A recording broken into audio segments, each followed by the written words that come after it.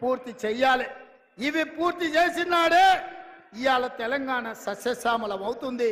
ఈ తెలంగాణ రైతుల కళ్ళల్లో ఆనందం చూస్తాం. అందుకే మిత్రులారా, మీడియా మిత్రులకు కూడా నేను ఒక మాట చెప్పదలుచుకున్నా. హరీష్ రావు గారి సవాల్తో పాటు మా బట్టి విక్రమార్క గారు ఇవాళ ఒక సవాలు విసిరినరు. 100% మా బట్టి గారి సవాల్తో నేను ఏకీభవిస్తున్నా. వ్యవసాయ రంగమైనా, సాగునీటి ప్రాజెక్టులైనా, లేకపోతే సంక్షేమ పథకాలైనా మా పార్టీ తరఫున బట్టి గారు, ఉత్తమ్ గారు వస్తారు. హరీష్, కేసీఆర్ ఎవడెవడు వస్తాడో, లేకపోతే బామర్తులు బిల్లా రంగాలు వస్తారో, ఏ సెంటర్ అయినా, ఏ చౌరస్తైనా, అమరవీరుల స్తూపమైన మే సిద్ధం. మీకు సీము నెత్తురుంటే చర్చకు రండి. 10 ఏళ్ల మీ పాలన, 8 నెలల మా ఇందరమ్మ పాలన మీద సత్య పెడదాం, సవాలు చేద్దాం. తెలంగాణ సమాజాన్ని న్యాయం చెప్పమని అడుగుదాం. ఒడ్డు పొడుగున్నాం కదా అని, టీవీలు పేపర్లు ఉన్నాయి కదా అని నోటికొచ్చిన అబద్ధం చెప్పి ఈ అబద్ధాలన్నీ పేపర్లలో రాసి ప్రజల్ని మభ్యపెట్టాలనుకుంటున్నారా? ఇవాళ నిజంగానే హరీష్ రావు, నువ్వు చెప్పింది నిజమైతే, కాంగ్రెస్ పార్టీ పేదలకు అన్యాయం చేస్తే నువ్వే సవాలు విసిరినావు కదా, సిద్దిపేట రాజీనామా చేస్తా అని. రాజీనామా చెయ్యి. సిద్దిపేటలో నువ్వు ఎట్లా గెలుస్తావో నేను చూస్తా బిడ్డ. నువ్వు అనుకుంటున్నావేమో సాగుతుందని, దేనికైనా సాగుతుంది. వయసులో ఉంటే పంది కూడా అందంగానే కనిపిస్తుంది. అధికారం ఉంటే నీలాకటోళ్ళకు నీళ్ళు కూడా అట్లనే ఉంటుంది. ఇవాళ అధికారం పోయింది కదా, ఇప్పుడు తెలుస్తుంది నీకు నొప్పేందో, పేద ప్రజల కష్టాలేందో. అందుకే ఇవాళ తండ్రి ముఖం సాటేసిండు, ఫామ్ హౌస్లో వండుకున్నాడు. ఇవాళ ఆయన ఫామ్ హౌస్లో నుంచి బయటికి వస్తలేడు. బయటికి వచ్చినోడు వీడు అబద్ధాలు చెప్పుడు ఆపుతలేడు. అందుకే మిత్రులారా, అప్రమత్తంగా ఉండండి. అయ్యో పాపం అని సానుభూతి చూస్తారా అంటే నాగు పాముకు నాగుకు పాలు పోసినట్టే అవుతుంది బీఆర్ఎస్ సోనిగిన మళ్ళీ దగ్గరికి రానిస్తే.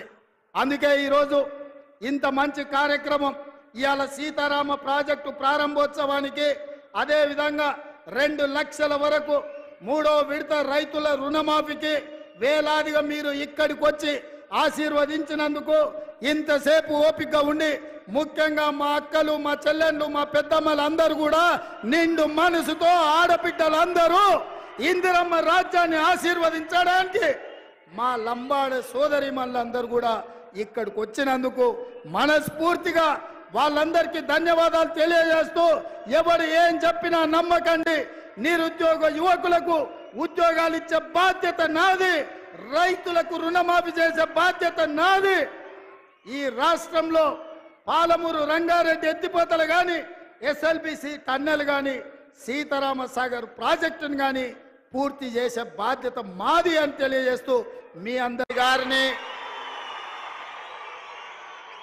అదేవిధంగా ఈనాటి వ్యవసాయ రుణానికి ప్రణాళికలు రచించిన వ్యవసాయ శాఖ మంత్రి పెద్దలు తుమ్మల నాగేశ్వరరావు గారికి, అదేవిధంగా మాజీ మంత్రివర్యులు పార్లమెంట్ సభ్యులు బలరాం నాయక్ గారిని, అదేవిధంగా ఖమ్మం పార్లమెంట్ సభ్యులు రఘురాం రెడ్డి గారిని, అదేవిధంగా శాసన సభ్యులు వెంకట్రావు గారిని, రాగమయ్య గారిని, అదేవిధంగా